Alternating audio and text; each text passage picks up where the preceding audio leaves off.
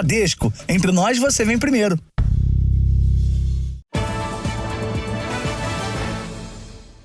Olá, boa noite. Boa noite. A pressão psicológica se tornou uma nova arma de estelionatários para coagir e extorquir dinheiro de vítimas. Criminosos fingem ser integrantes de facções para ameaçar homens que conversam com mulheres em redes sociais. Tudo começou com uma troca de mensagens. Ela falou assim: oi, boa tarde, tudo bem? Aí eu fui respondo, né? Oi, boa tarde, tudo bem? O jovem de 27 anos, morador de São Paulo, que prefere não se identificar, conta que ao entrar no perfil da suposta mulher, confirmou que ela era casada. Depois eu mandei uma mensagem para ela, falou: não me interessa por mulher casada. 5 dias depois, ele começou a receber ameaças por telefone. Falou que o ajuda deu 10 mil reais aí para cortar minha cabeça, entendeu? Porque eu era talarico, tava dando em cima dela. Na verdade, não existia mulher, marido ou agiota na história. Tudo não passou de um golpe que tem se espalhado pelo país. Depois de escolher o alvo, geralmente homens casados, os criminosos se identificam como integrantes de uma facção. E por meio de ameaças e intimidação, eles tentam extorquir dinheiro das vítimas. O Jornal da Record teve acesso às mensagens por áudio enviadas ao rapaz. Tuas fotos tapadas aqui no grupo da facção de nós do Comando Vermelho, decretada como talarico. Tu tá se envolvendo com mulher casada dos irmãos da facção aqui, irmão. Aí ele falou assim: ó, pra ficar tudo de boa aí, pra ninguém correr risco de morte, paga 1.500 pra nós aí, tá tudo resolvido. Eu falei: mas não tem 1.500. Falei: não, se vira, dá 1.500 pra nós agora que ninguém vai te matar. A vítima recusou fazer qualquer pagamento e continuou a receber ameaças. Fiquei com receio também. Entendeu? Não por causa de mim, mas por causa dos meus familiares, né? Esse delegado explica que os criminosos estão mudando a forma de agir. Eles têm se tornado cada vez mais agressivos, têm entrado cada vez mais psicologicamente na mente de outras pessoas, das suas vítimas, e causando de fato um temor muito grande por parte dela. Tem uma quebra do equilíbrio emocional daquela pessoa. É Bradesco, né? Não só eu, mas fica de alerta para outros rapazes aí, tanto rapaz como mulher também, porque pode ter outros, pode ser homem também dando golpe em mulher também. Veja agora outros destaques do dia. Estados Unidos negociam trégua de 5 dias entre Israel e os terroristas do Hamas. Jovem que morreu durante show de Taylor Swift no Rio de Janeiro é velada em Mato Grosso do Sul.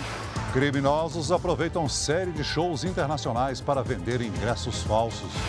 Presidente eleito da Argentina, Javier Milei, anuncia privatizações e confirma fechamento do Banco Central.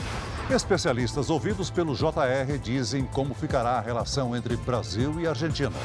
E na série especial, uma viagem pela Serra do Mar, berço da Mata Atlântica, que abriga quilômetros de natureza selvagem.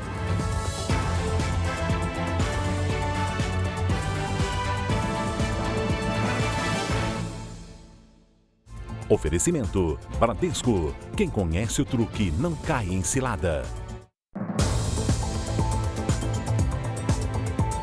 Criminosos têm aproveitado os shows internacionais desse fim de ano para cometer fraudes. No embalo da ansiedade dos fãs, os estelionatários vendem ingressos que não existem.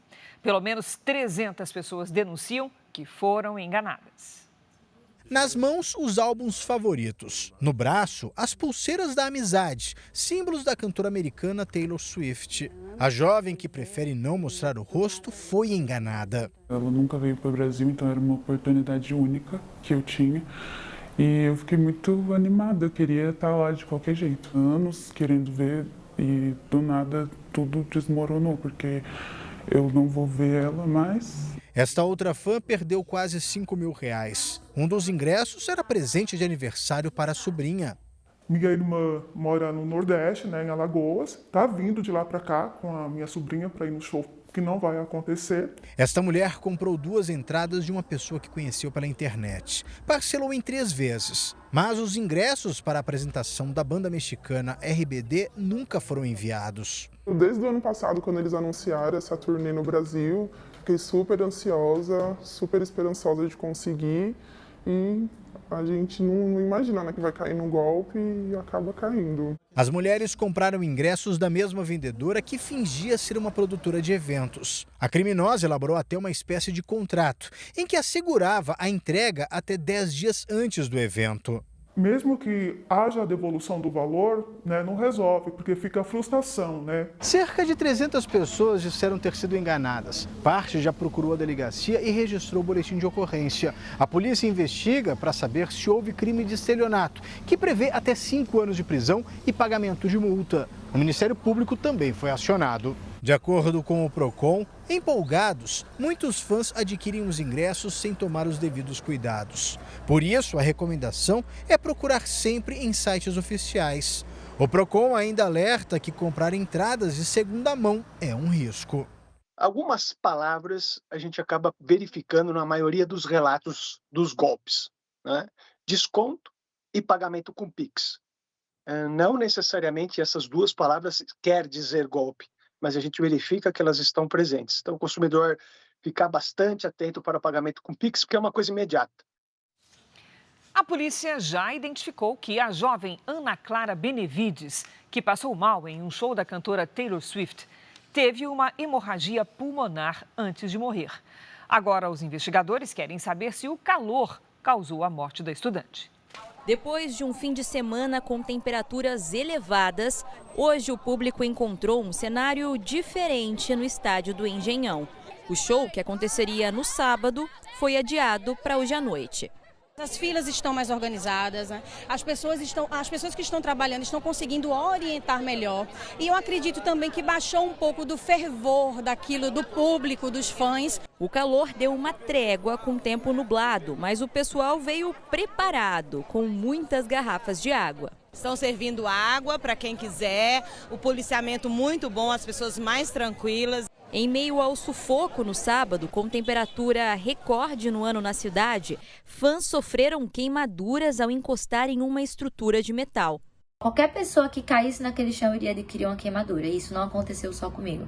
Na sexta-feira, depois de passar o dia na fila sob o sol escaldante, a estudante de psicologia Ana Clara Benevides, que morava em Rondonópolis, Mato Grosso, realizava o sonho de ver de perto a estrela internacional.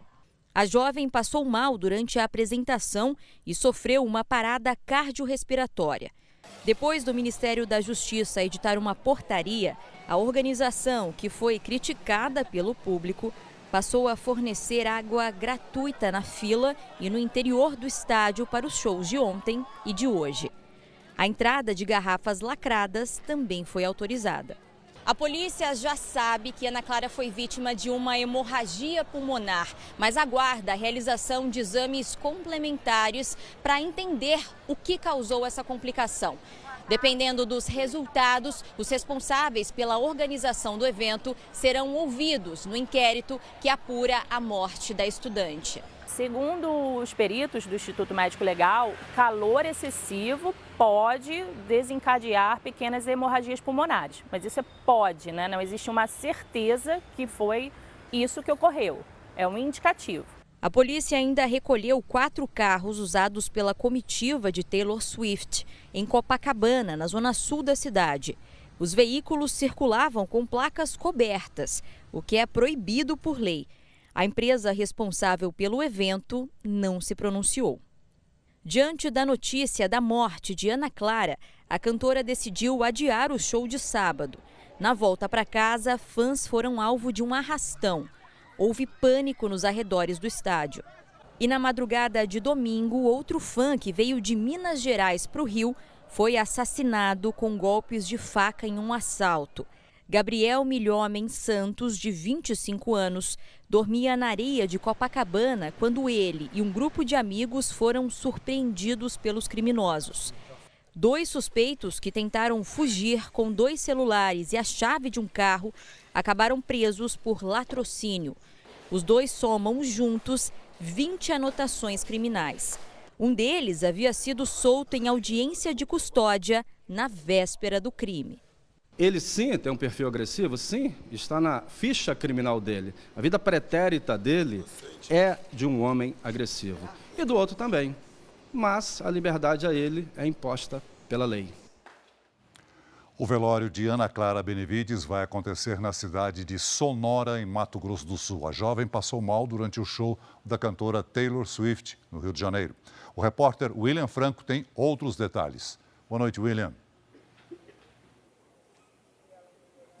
Oi, Celso. Boa noite para você também. O corpo da Ana Clara já está aqui em Mato Grosso do Sul e está sendo trazido agora para Sonora. Ele vai ser velado aqui na Câmara de Vereadores. Pela manhã, o corpo da Ana Clara vai ser levado para a cidade de Pedro Gomes, que é vizinha aqui à cidade de Sonora, onde será sepultado.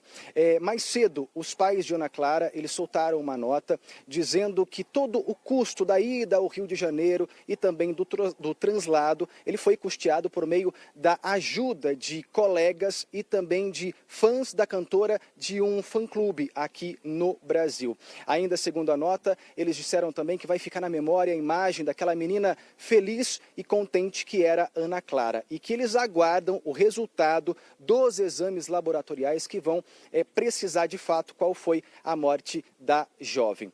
Outro jovem que também era muito fã da cantora, que estava vivendo em Minas Gerais, era daqui de Mato Grosso do Sul e que morreu também no Rio de Janeiro. O corpo do Gabriel Milhomem, de 26 anos, vai ser trazido para a cidade de Campo Grande nesta madrugada, onde também ele deve ser sepultado no dia seguinte. Cris, Celso. Obrigado pelas informações, William. Destaque internacional: o presidente eleito da Argentina, Javier Milei, não perdeu tempo. No primeiro dia após a eleição, ele anunciou a privatização de empresas públicas e confirmou que vai fechar o Banco Central. A segunda-feira, feriado da soberania nacional na Argentina, foi de trabalho para o presidente eleito. Poucas horas depois da divulgação dos resultados, Javier Milei começou a encarar o desafio de tirar a Argentina de uma grave crise econômica. Hoje, Milei falou em entrevista para a imprensa argentina sobre a intenção de privatizar os meios de comunicação e a petroleira YPF. As declarações foram suficientes para as ações da estatal dispararem na Bolsa de Valores de Nova York. Havia expectativa também pelo início da transição de governo, com um encontro entre o presidente eleito e o atual, Alberto Fernandes. A reunião acabou adiada. Javier Milei começou a definição da equipe, mas adiou o anúncio do futuro ministro da Economia. A posse de Milei será no dia 10 de dezembro. Ele venceu as eleições com 11 pontos de vantagem sobre Sérgio Massa, o peronista atual ministro da Economia. Milei teve forte apoio dos jovens, que foram às ruas de Buenos Aires ontem para festejar. Javier Milei é um economista de 53 anos com visão ultraliberal. Significa dizer que para ele o Estado deve ser reduzido ao mínimo. O presidente eleito é do partido Liberdade Avança, criado há apenas 2 anos. No discurso logo após a vitória, Milei afirmou que agora começa a reconstrução da Argentina e criticou a atual situação econômica. O modelo da decadência ha chegado a seu fim. Não há volta atrás. A moeda da Argentina perdeu 60% do valor este ano. O gasto público está fora de controle e a inflação passou dos 140% em 12 meses. Se o caminho para chegar até aqui, a Casa Rosada, a sede do governo argentino, já foi difícil, agora começa a parte ainda mais complicada para Javier Milei.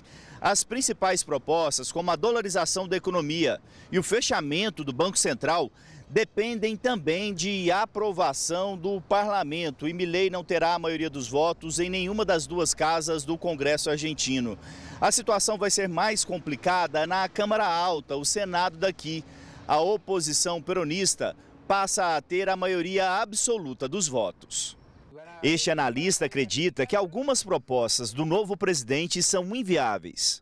Não ter política monetária es desastroso por varias razones. No creo que consiga acompañamiento para hacerlo, acompañamiento político para hacerlo. Yo creo que la dolarización es técnicamente imposible de hacer en la Argentina. La dolarización sería una moneda común con los Estados Unidos, que tienen una economía completamente diferente, que puede emitir moneda, que tiene política monetaria. Desafios que serão decisivos para a saída da crise econômica de um dos principais parceiros comerciais do Brasil. Líderes mundiais parabenizaram Javier Milei pela vitória nas urnas. O ex-presidente americano Donald Trump usou o próprio slogan para dizer que Milei tornará a Argentina grande novamente. Joe Biden não se pronunciou e deixou a tarefa para o secretário de Estado Antony Blinken. Esperamos continuar a cooperação bilateral, afirmou o chefe da diplomacia americana. Milei já declarou que está ao lado da Ucrânia na guerra contra a Rússia. Em comunicado, o Kremlin deu os parabéns ao argentino e lembrou que as relações entre os dois países se baseiam nas boas tradições de amizade e respeito mútuo. O presidente uruguaio Luiz Lacalle Pou saudou Milei e disse que os dois têm muito que trabalhar juntos e melhorar as relações bilaterais. Guillermo Lasso, presidente do Equador, comemorou o bom momento para as democracias da América Latina. E Gabriel Boric, presidente do Chile, falou que vai trabalhar para manter as nações irmãs unidas. Analistas avaliam que a relação comercial da Argentina com o Brasil e com os demais integrantes do Mercosul não será fácil. Com a economia em frangalhos, o presidente eleito Javier Milei terá a missão de tirar milhões de pessoas da pobreza e reduzir a inflação, que passa de 140% ao ano. Parceira comercial de longa data, a Argentina hoje é o terceiro maior destino das exportações brasileiras. O que acontece na política e na economia do lado de lá da fronteira interessa e pode impactar muito aqui. A vitória de Javier Milei colocou empresários e especialistas em atenção para os primeiros movimentos do ultraliberal eleito presidente do país vizinho. Anúncios devem indicar como será a relação entre os dois países a partir do ano que vem. Durante a campanha eleitoral, Milei adotou um discurso contra o Mercosul e não poupou críticas ao presidente Lula. Após a vitória, o presidente eleito conversou com o ex-presidente brasileiro Jair Bolsonaro pelo celular. Já Lula, sem citar o nome de Milei, desejou boa sorte ao novo governo. Milei chegou a indicar durante a campanha que poderia deixar de fazer negócios com o Brasil. Uma decisão que, segundo este doutor em economia, teria consequências piores para a Argentina, uma vez que o Brasil é o principal comprador de produtos do país.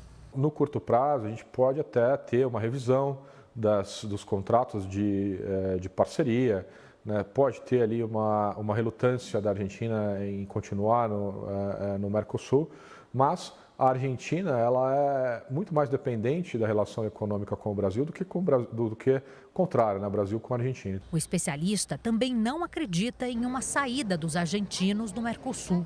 A Argentina depende muito do Mercosul. A Argentina depende das relações econômicas internacionais que são feitas aqui no Mercosul. Para ele, sair do Mercosul de forma repentina é um tiro no pé. Eu não sei se ele aguentaria politicamente e economicamente uma saída repentina do Mercosul, né? Ou seja, do dia para a noite ele teria taxas e impostos saindo do Mercosul dobradas. A economia caótica, com uma inflação de mais de 140% ao ano, impõe a Javier Milei um difícil desafio pela frente. Ele já deixou claro que pretende tomar medidas drásticas para reverter a situação, como fechar o Banco Central e tornar o dólar a moeda corrente no país. E a pobreza atinge mais de 40% da população. Para esta professora de Relações Internacionais, decisões que dificilmente serão implementadas. Faltam, por exemplo, dólares para substituir todos os pesos. Tem aí uma escassez de dólar, né, de divisas do governo para cobrir essa necessidade, o que afetaria países e exportadores que têm recursos a receber da Argentina. Então, isso já é um problema para vários setores e aí teria um agravante maior. Então, ele tem uma gama muito ampla de propostas que vão exigir a necessidade de ter um Congresso que o apoie. E este é um problema para o Milei.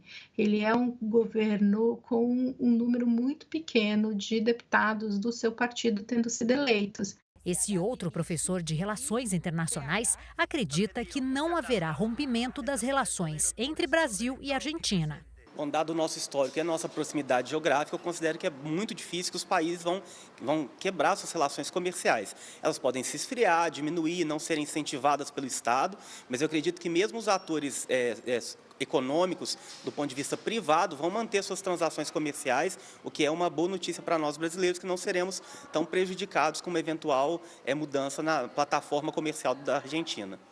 Apesar da contundência nas falas e nas promessas de Milei, existe a expectativa de que ele realmente possa mudar o ambiente econômico para os empresários da Argentina. Milei é pró-mercado, né? Então, assim, se ele for cumprir com a promessa de campanha dele, eu acho que existe muito mais uma expectativa positiva dos empresários, porque se ele fala que ele vai ser pró-mercado, que ele vai reduzir tributação, que ele vai facilitar o comércio internacional, muito pelo contrário. Para quem está lá, a expectativa ela é positiva, desde que ele cumpra com as promessas de campanha. Aqui no Brasil, moradores do Sul tentam recuperar as casas depois da forte chuva do fim de semana. Os temporais deixaram 4 mortos no Rio Grande do Sul e 3 em Santa Catarina. A forte chuva do fim de semana resultou em quase 11 mil desabrigados ou desalojados no Rio Grande do Sul.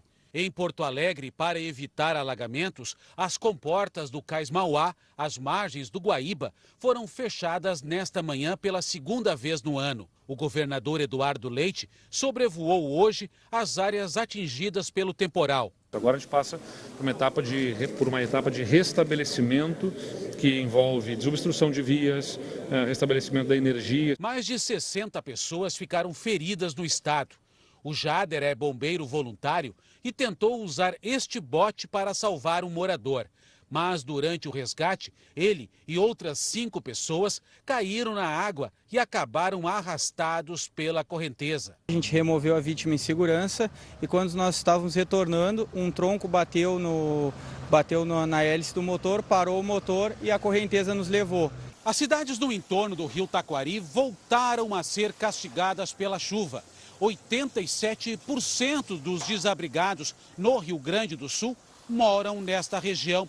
Os moradores aqui de Roca Salles tiveram muitos prejuízos com a chuva que devastou o estado em setembro. E agora, pouco mais de 2 meses depois, eles enfrentam novas inundações.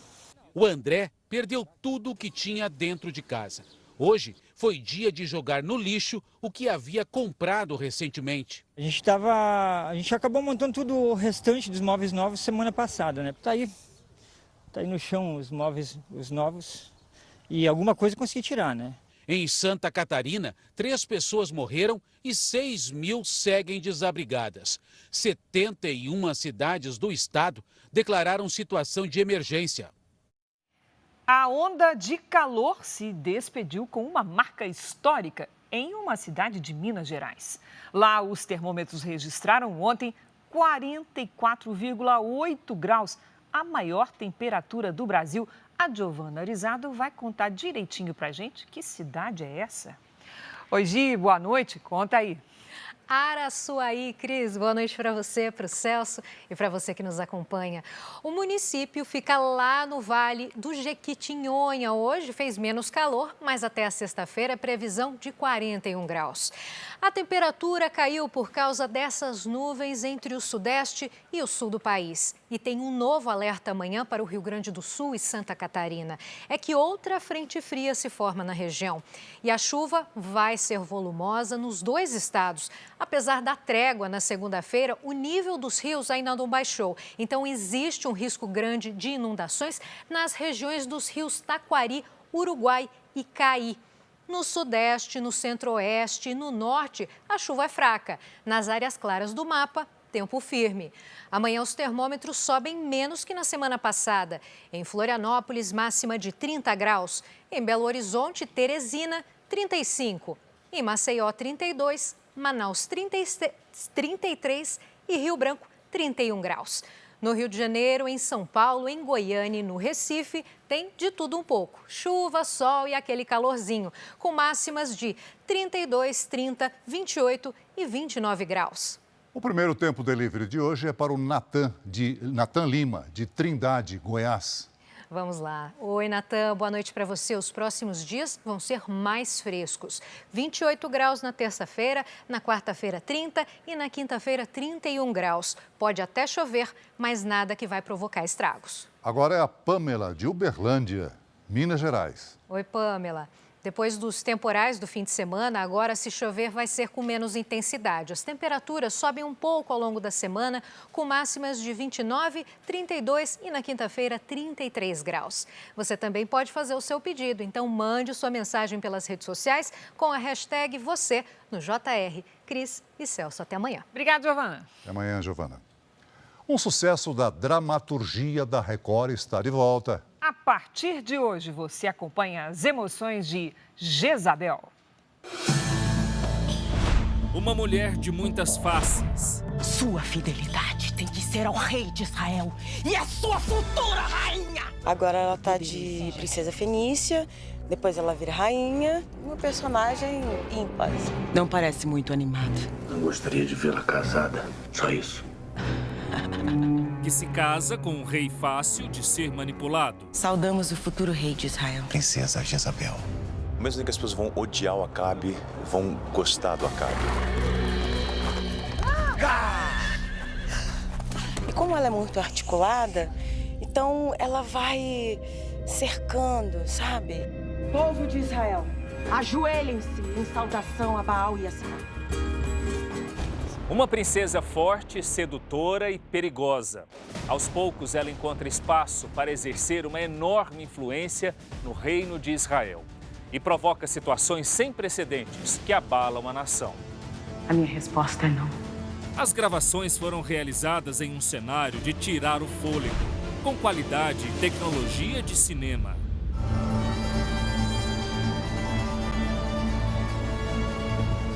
Sedutora e maquiavélica, Jezabel não mede esforços para conseguir o que quer. Não precisa me lembrar das minhas funções! Uma história de poder, fé e perseverança. Acho que eu não consigo. Se quiser, consegue. É porque não quer. Na trama, um personagem especial vai lutar contra as artimanhas da princesa fenícia. Será que não enxergo que tudo isso é apenas barro? O próprio texto tem muitas cenas que tem muitos atores falando, questionando coisas e ele fala uma, duas frases. Por isso eu acho que ele é muito preciso. Deus confiou a mim essa missão e não vou decepcioná-lo. Uma trama com cenas memoráveis, como o momento em que Deus fala com Elias. Só Deus é o Senhor! Jezabel, um dos maiores sucessos da nossa teledramaturgia, está de volta. A partir de hoje, às 9 da noite, logo após o Jornal da Record. Veja a seguir. Estados Unidos negociam pausa na guerra entre Israel e o grupo terrorista Hamas. 180 metros de queda d'água e uma trilha duríssima e cheia de desafios. É a Cachoeira da Água Branca, a maior do estado de São Paulo, na série especial.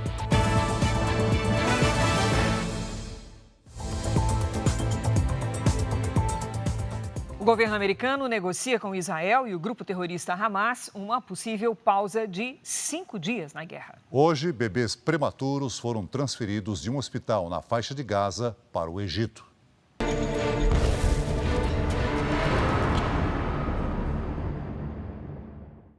Foi com a ajuda do exército israelense que 31 bebês que nasceram de forma prematura deixaram o hospital Al-Shifa. Em um comboio de ambulâncias, 28 deles foram levados para o Egito, acompanhados pelas mães e enfermeiras. Os outros continuam tratamento em solo palestino. O hospital Al-Shifa, de onde os bebês foram retirados, virou alvo de uma operação militar. Israel afirma que o local é usado como base do Hamas para atividades terroristas. As forças de defesa israelenses divulgaram imagens que mostram um refém sendo levado à força para o hospital em 7 de outubro, dia da invasão do Hamas a Israel.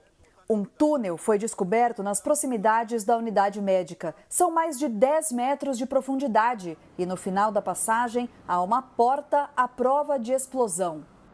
Em meio a uma possível negociação de pausa no conflito, as operações na faixa de Gaza foram mantidas. Segundo o jornal The Washington Post, o governo americano acredita que um acordo pode ser anunciado em breve. Serão pelo menos 5 dias de pausa nos ataques. Em troca, cerca de 50 reféns, entre mulheres e crianças, seriam libertados, segundo as fontes americanas. Enquanto a trégua não é anunciada, as sirenes voltam a soar em Tel Aviv. Hoje, o sistema de defesa aéreo foi ativado e interceptou um bombardeio.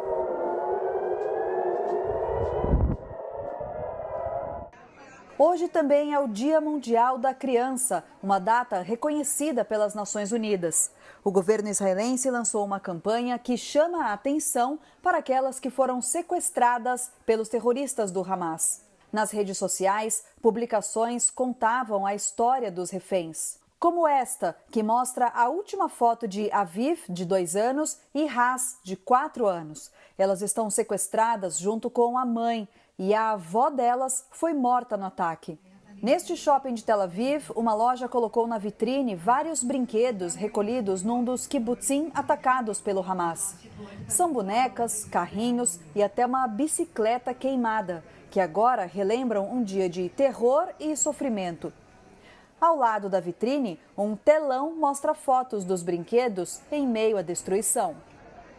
As peças foram retiradas de uma comunidade onde o grupo Hamas deu uma das piores demonstrações de crueldade. Nos ataques de 7 de outubro, somente no kibbutz Be'eri, além de quase 90 assassinatos, 11 crianças foram sequestradas.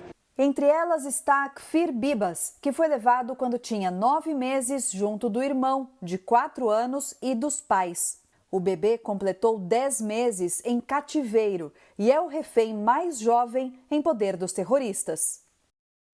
No Brasil, o Itamaraty preparou uma nova lista com brasileiros e familiares palestinos que querem deixar a faixa de Gaza. A lista já conta com 55 nomes, mas, de acordo com o Itamaraty, o número de pessoas pode aumentar. A negociação diplomática envolve Brasil, Israel e Egito. A polícia de Goiás procura o prefeito de Iporá, no interior do estado. Ele é suspeito de atacar a tiros a ex-mulher e o atual namorado dela. Câmeras de segurança registraram o momento em que Nassoitan Leite para a caminhonete na porta da garagem da vítima, na madrugada de sexta para sábado. Ele desce, vê que está tudo trancado, volta para o veículo e acelera contra o portão. A mulher, que prefere não ser identificada, conta que estava dormindo quando foi surpreendida. Como ele morava na casa comigo, ele sabia onde ficava a cama e os tiros foram para a direção da cama. Segundo a polícia, foram disparados pelo menos 15 tiros que acertaram a porta e a cama da vítima. A mulher conta que foi casada durante 15 anos com o prefeito, mas o relacionamento acabou há 2 meses. Ela e o namorado conseguiram se esconder e não ficaram feridos. Ainda no fim de semana, a Justiça decretou a prisão preventiva do prefeito. A ex-mulher e o namorado dela já foram ouvidos pela polícia. Segundo o delegado responsável pelo caso, Nassoitan Leite ainda teria tentado atrapalhar as investigações. 4 horas após o ataque, o político voltou até a casa da ex-mulher neste carro branco. Segundo a polícia, ele queria o equipamento que armazenava as imagens do circuito de segurança. E hoje, durante as buscas e apreensões na casa e na fazenda do prefeito, foi localizado e apreendido um veículo com as mesmas características. Após o ataque, os vereadores da cidade abriram um processo de impeachment contra o prefeito, que deverá permanecer afastado das funções. Em nota, a defesa de Nassoitan Leite afirma que ele não teve qualquer intenção de atingir a integridade física de quem quer que seja. O prefeito segue foragido. Estudantes com dívidas no Fundo de Financiamento Estudantil, FIES, já podem renegociar os débitos. Quem traz os detalhes é a Patrícia Lages, afinal, são 1.200.000 contratos inadimplentes. Ei, Paty, boa noite. O número é grande, né? Muito, Cris. Boa noite para você. Oi, Celso. Boa noite para você de casa. Atenção para os requisitos e as datas. A renegociação já está valendo para quem aderiu ao FIES até 2017 e com inadimplência até 30 de junho de 2023. O devedor pode fazer a solicitação até 31 de maio de 2024. Mas atenção, cuidado com propagandas na internet prometendo facilitar o processo. Só há 2 canais oficiais para renegociação: a Caixa e o Banco do Brasil. O estudante que contratou o FIES pela Caixa não precisa ir pessoalmente a uma agência. A renegociação pode ser feita 100% online, pelo sistema CIFES Web ou pelo aplicativo Caixa FIES. Quem fez pelo Banco do Brasil pode acessar uma página com informações no site do próprio banco ou solicitar outras informações também pelo WhatsApp, pelo DDD 61 4004 0001. Ô, Paty, explica pra gente, por favor, como é que vai funcionar os descontos para quem quer quitar as dívidas? Pois é, Cris, descontão, viu? Olha, o desconto pode chegar a 99% da dívida. Vamos ver esse exemplo.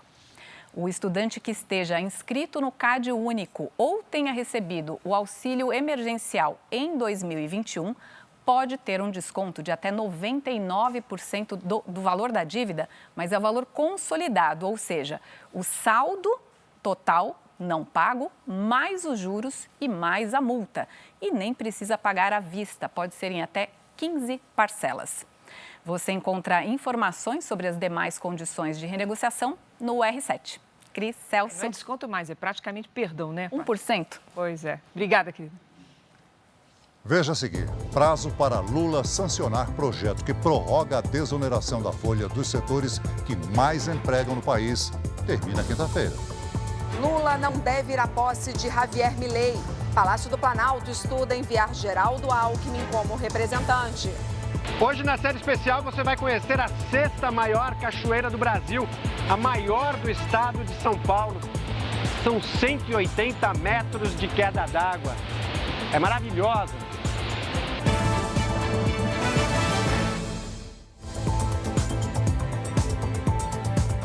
O Brasil é o 5º maior produtor de calçados do mundo. A indústria calçadista tem mais de 4.000 empresas e aguarda a prorrogação da desoneração da folha de pagamento para evitar demissões. O presidente Lula tem até esta quinta-feira para sancionar o projeto aprovado no Congresso. Por trás dos sapatos nas vitrines, há uma indústria que emprega 300 mil pessoas no Brasil. O setor é um dos 17 da economia que mais empregam no país e que contam com a desoneração da folha de pagamento para manter seus níveis de atividade. Paulo é diretor desta empresa de calçados na cidade de Dois Irmãos, no Rio Grande do Sul, e está preocupado. 1.600 pessoas trabalham no setor calçadista no município e o estado é o 2º maior produtor do país. Seria muito ruim e lamentável não renovar esse projeto que já está andando uns bons anos e dando bons frutos. Se isso não ocorrer, acredito de que nós vamos ter problemas em manter esse quadro atual de vínculos empregatícios. A lei substitui o tributo previdenciário de 20% sobre a folha de pagamento do funcionário pela aplicação de um percentual sobre a receita bruta da empresa, que varia de 1% a 4,5%. A medida vale até o final deste ano, mas foi prorrogada pelo Congresso Nacional até 2027 e está na mesa do presidente Lula, que tem até quinta-feira para sancionar o texto. 84% dos deputados federais são a favor da prorrogação da desoneração da folha de pagamento até 2027. Dos 513 parlamentares, 430 votaram para aprovar a proposta. No Senado, o texto foi aprovado de forma simbólica, ou seja, sem a necessidade de contagem de votos. Um possível veto do presidente Lula à medida seria contrário à vontade de todo o legislativo. Eu acho que está demorando muito. Desde o começo dessa discussão lá na Câmara, nós trabalhamos muito pela celeridade da tramitação do projeto e trabalhando com a celeridade que o setor precisa para poder se organizar financeiramente, fazer planejamentos de investimentos e até ver como é que vai tratar a questão da folha de funcionários. Sem a desoneração, o setor calçadista terá que demitir. Nós estamos falando em perda de 30 mil postos de trabalho diretos. Isso multiplicado pelos indiretos passa a ser, no mínimo, 60 mil trabalhadores, pais de famílias, que perderiam seu sustento agora, caso não seja renovada a manutenção da desoneração da folha. A desoneração da folha de pagamento já foi prorrogada em 2021 pelo ex-presidente Jair Bolsonaro. No mesmo ano, o então ministro do Supremo Tribunal Federal, Ricardo Lewandowski, entendeu que a lei é constitucional. Para este advogado, que é doutor em direito constitucional, o texto está alinhado com a Constituição. É constitucional que você institua mecanismos diferentes e benefícios diferentes para setores distintos. Quando a gente pensa nos mecanismos tributários, especialmente nos benefícios tributários, eles servem como uma forma de você alavancar a economia, de você alavancar certos setores, você alavancar certos benefícios sociais. Então, é uma matemática puramente. Dentro dessa matemática, vale a pena para o governo federal abrir mão dessa arrecadação em prol da circulação econômica que se tem. Este tributarista concorda que a prorrogação da desoneração é constitucional. Inconstitucional não é, né? Não é. Isso aí é certeza que não é. Tanto é que a prorrogação, a desoneração sempre foi setorial e ela está sendo prorrogada. Isso já foi questionado na Suprema Corte. E a Constituição ela alberga isso. As contribuições previstas nesse capítulo, elas poderão ser diferenciadas, levando em consideração setores econômicos e suas características. Então, a Constituição já diz isso. O presidente Lula não deve ir à posse de Javier Milei na Argentina no dia 10 de dezembro. Vamos então conversar com a nossa equipe de jornalismo lá em Brasília, chamar Luiz Fara Monteiro. Olá, Fara, boa noite. Oi, Cris, boa noite para você, ao Celso e a todos que nos acompanham. Aqui em Brasília, dúvidas sobre como serão as relações políticas dos dois países futuramente. O presidente Lula evitou parabenizar diretamente o argentino pela vitória nas eleições. No Dia da Consciência Negra, o presidente Lula participou de um evento no Palácio do Planalto e lançou um pacote com 13 medidas para promover a igualdade racial. As ações incluem o reconhecimento de territórios quilombolas no Maranhão, Tocantins e Sergipe, e também políticas de comunicação com mensagens antirracistas. Nós não somos diferentes pela pele, pelo cabelo, pela roupa, porque nós somos irmãos. Vemos do mesmo pai, moramos no mesmo planeta e temos o sangue da mesma cor. A vitória de Javier Milei na Argentina acendeu a luz de alerta no Palácio do Planalto. Mas a ordem por aqui é manter a cautela com os próximos passos que vão ser dados em relação ao país vizinho. Lula foi duramente atacado por Milei durante a campanha e, por enquanto, quer se manter distante. O ministro da Secretaria de Comunicação Social, Paulo Pimenta, disse que Milei deve um pedido de desculpas a Lula. Sem citar Milei, Lula escreveu nas redes sociais: parabéns às instituições argentinas pela condução do processo eleitoral e ao povo argentino, que participou da jornada eleitoral de forma ordeira e pacífica. Desejo boa sorte e êxito ao novo governo. O presidente não deve ir à posse, mas deve enviar o vice-presidente Geraldo Alckmin. Já o ex-presidente Jair Bolsonaro foi convidado e deve comparecer. Hoje, ele ligou para parabenizar Milei. Parabéns aí, estou muito feliz aqui. Tudo que for possível fazer por você estarei à sua disposição. E tenho certeza que Deus vai te iluminar, vai te proteger e você fará um bom governo para o bem dos nossos países. O governo vê com desconfiança as propostas de Milei. Para o Ministério da Fazenda, implementar o dólar como moeda principal da Argentina não é uma proposta razoável a curto prazo. Agora é desejar sorte. O presidente Lula demonstrou apreço pela democracia, que o nosso continente tem que fortalecer a democracia. e aguardar os acontecimentos. Hoje à tarde, Lula ligou para a líder da União Europeia, Ursula von der Leyen. O Brasil quer acelerar as negociações entre Mercosul e os europeus antes de Milei tomar posse. O novo presidente argentino é contra a manutenção do bloco sul-americano. Eu fico por aqui. Para você saber mais notícias de Brasília, acesse o r7.com. Voltamos a São Paulo com Cris e Celso. Obrigada, Fara. Um paredão verde separa o Oceano Atlântico de parte do território brasileiro. Essa semana, na série especial do Jornal da Record, os nossos repórteres percorrem as belas e, às vezes, perigosas trilhas da Serra do Mar.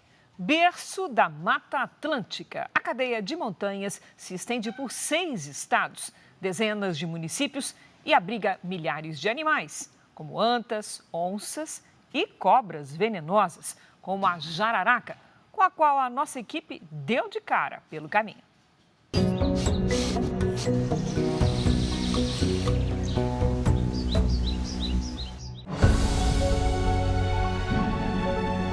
Um paredão verde de 1.500 quilômetros. A Serra do Mar se estende do Espírito Santo até o norte do Rio Grande do Sul.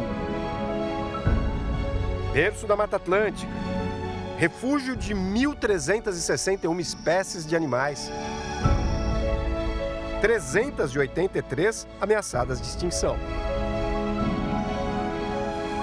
Nós estamos em Ubatuba, a última cidade do litoral norte de São Paulo. Nosso destino hoje é a Cachoeira da Água Branca, a 6ª maior do país. E a gente tem que ir logo, porque são 5 quilômetros de subida. Tá ventando e com previsão de chuva para mais tarde. Espero que não chova no caminho, né? As trilhas começam largas e fáceis, mas logo depois a mata fica fechada e o caminho se torna estreito. A água está o tempo todo ao nosso lado, ou no meio do caminho mesmo. Tem nem 10 minutos de caminhar, já estamos molhados. A Serra do Mar é a casa de nascentes de muitos rios que cortam o sudeste brasileiro. Nela, brotam as águas do rio Tietê, por exemplo, que banham 62 municípios paulistas. O rio Iguaçu, que abastece o Paraná, também tem origem na serra. Olha o barulho. É a trilha inteira ouvindo esse som. É a água descendo. Quando chegamos 100 metros acima do nível do mar, entramos na área do Parque Estadual, o trecho do Núcleo Pissinguaba. Ela abriga uma alta biodiversidade, há registros de mamíferos, de primatas. Aqui tem bastante ocorrência de muriqui do sul, É um primata aí ameaçado de extinção. Na trilha, como a vegetação é muito densa, é difícil ver os bichos, mas eles nos veem. E alguns podem ser bem perigosos. A jararaca ali na trilha, eu quase pisei nela. Eu nem sei exatamente como é que foi que eu evitei de pisar aqui. Acho que eu percebi o movimento, instintivamente eu tirei o pé, ela preparou o bote e acabou não dando bote, por muita sorte que eu tive. O guiso, entre aspas, ela está mexendo. Isso é um sistema de aviso, tipo, não se aproximem, que ela está de olho pra gente. Ela está olhando para cá. Ela está sentindo o calor, na verdade, que ela sente pela foceta que ela tem. E notem que ela é a coloração das folhas. Isso é um sistema tanto da jararaca, do jaracuçu, que praticamente não dá para perceber se não for um movimento. Se qualquer um aqui fosse picado, o estrago seria enorme, porque a jararaca é peçonhenta, tem um veneno potente. As consequências mais comuns são dor e inchaço, mas em casos mais graves pode levar até a morte se o socorro demorar demais. O Brasil registra em média 26 mil acidentes com cobras por ano, a maioria sem gravidade. As jararacas são responsáveis por 70% das picadas em humanos no país e 90% no estado de São Paulo. Folhas secas que estão ali. O que encontramos na trilha tem cerca de 1 metro e ficou muito perto da gente. Na Serra do Mar, muitos animais usam essas árvores enormes para se camuflar. Olha o tamanho dessa figueira. Olha isso, dá para ficar aqui dentro. Facilmente mais de 20 metros. Imagina quanto tempo ela está aqui. Algumas delas são centenárias.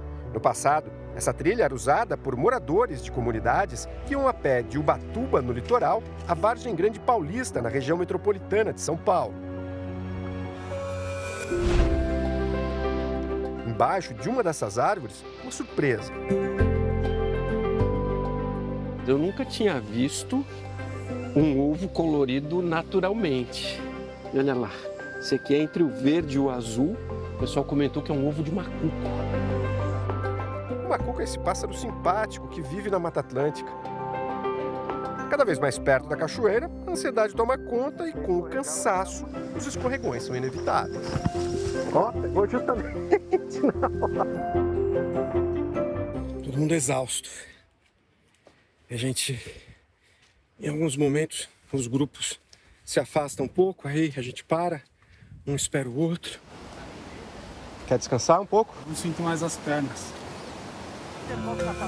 Depois de 6 quilômetros de caminhada, um a mais do que o previsto, a recompensa. Enfim, Cachoeira da Água Branca, a 6ª maior do país, a maior do estado de São Paulo. 180 metros de queda d'água. Lindíssima. A enorme massa d'água aparece lá em cima e tem 2 quedas. Aqui embaixo, a água cristalina, sem poluição, é difícil de resistir.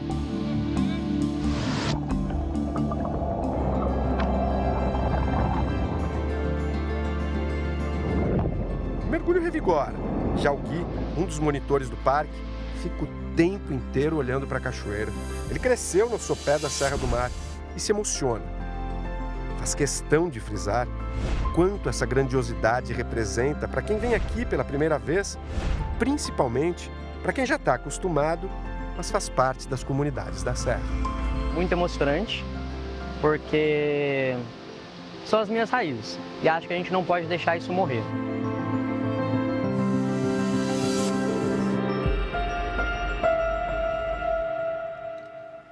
Essa edição termina aqui e à 00:30 tem mais Jornal da Record. Fique agora com Jezabel e logo após Quando Chama o Coração tem Prova de Fogo em A Fazenda.